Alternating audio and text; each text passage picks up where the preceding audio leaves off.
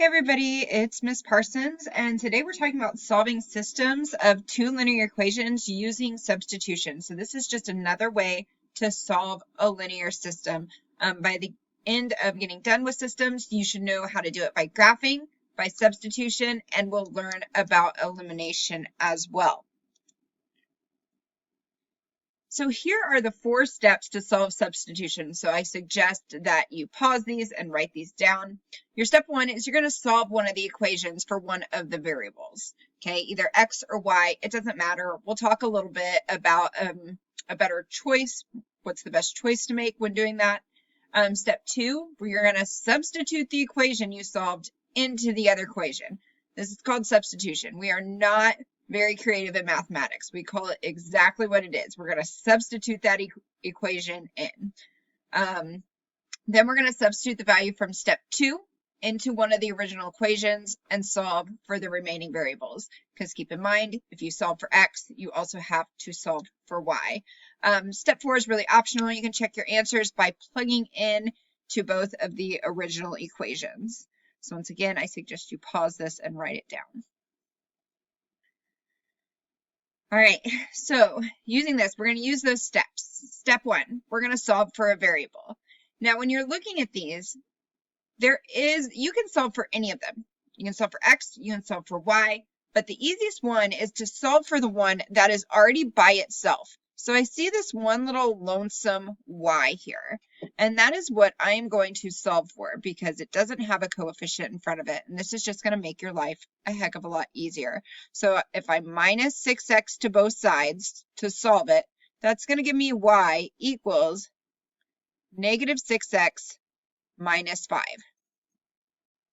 And then I'm going to take that and I'm going to substitute it because that's the name of the game. I'm going to substitute it into my second equation. So instead of this y here, I'm going to put in negative 6x minus 5. So just doing a substitution. So I have 2x minus 3, not y anymore. I've got negative 6x minus 5 equals 55. And I'm going to solve this equation. So just back to some basic algebra here. So I've got 2x plus, because negative 3 and negative 6x makes a positive 18x, and negative 3 and negative 5 make a positive 15 equals 55. That gives me, combine my like terms, 2x and 18x gives me 20x plus 15 equals 55, minus that 15 on both sides, and I get 20x equals 40, and x equals 2, okay? So I have my one variable. I need to find y. So I can plug it in to any of these 3 equations, okay? You can do any one you want. But since I'm looking for y, I'm going to choose this third one here because it's already solved for y. So y equals negative 6 times x, which I found was 2, minus 5, negative 12 minus 5, that's negative 17. So my solution here, because I write it as a coordinate point the same way that we did when we were graphing, negative 2, 17.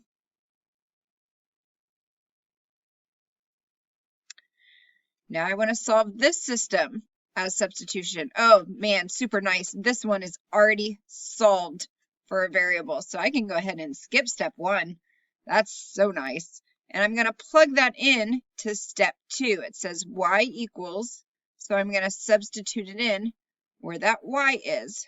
So I have 2x minus 3 times, substitute in for that y, 24 minus 4x equals negative 2. Okay, negative 3 times 24 is 72, negative 72. And negative 3 times positive 4, okay, positive 12x equals negative 2. Combine my like terms, 2x and 12x gives me 14x minus 72 equals negative 2. Add 72 to both sides, and I get 14x equals 70. Divide by 14 is divided by 14 gives me 5, so x equals 5. Okay, so now I have to find my other variable. You can plug it into either one of these. You're not going to get the wrong answer. It's pretty foolproof stuff here. But there is an easier option, and that easier option is this top one, since I'm already looking for y and it's solved for y. So y equals 24 minus 4 times 5, 24 minus 20, which is 4. So my solution here is going to be 5, 4. Okay, putting it as a coordinate point.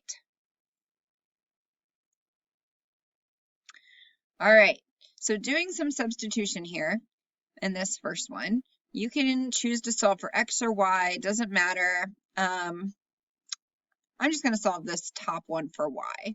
So when I solve it for y, I'm going to get x minus 3. And then I'm going to substitute that in my second equation for the bottom y. So I get negative x plus x minus 3 equals 2. And I see that negative x plus x are going to cancel out, and what I get is negative 3 equals 2. That's strange. Does negative 3 equal 2? No, of course it doesn't. It's never going to equal 2. So this is a case where this is actually no solution. Okay, you remember back when graphing them, a no solution was when you had parallel lines, right? That's what it looks like when you're graphing. Well, this is what it looks like when you're doing substitution. You get some bogus answer that doesn't make sense. So you could get all sorts of things. You could get 5 equals 1. You could get a million equals 0.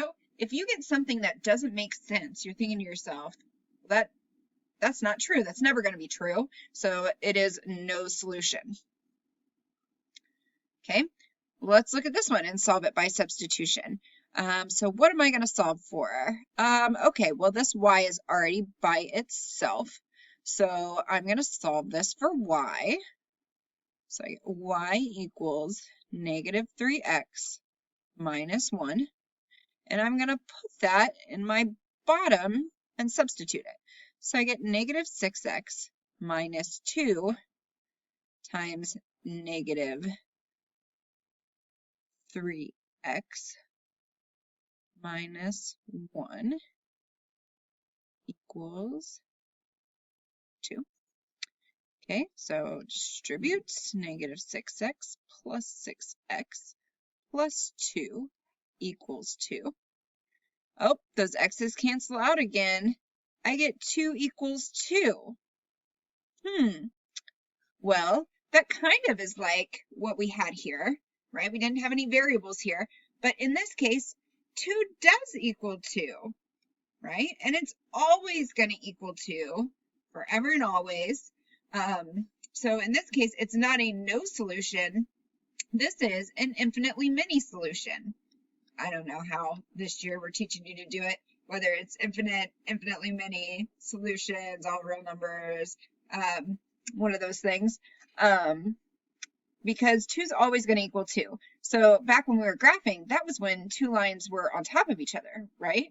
And it was the same line. Well, in this case, this is what it looks like when you're doing substitution or even elimination.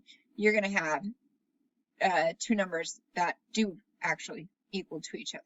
So Take note of the difference here. No solution is when it's two numbers that really don't equal each other and never going to equal each other. And infinitely many solutions is going to be when the two numbers actually do equal each other. That is the difference there. All right, you guys, go make sure that you answer those questions, those checks for understanding, and we'll see you guys next class.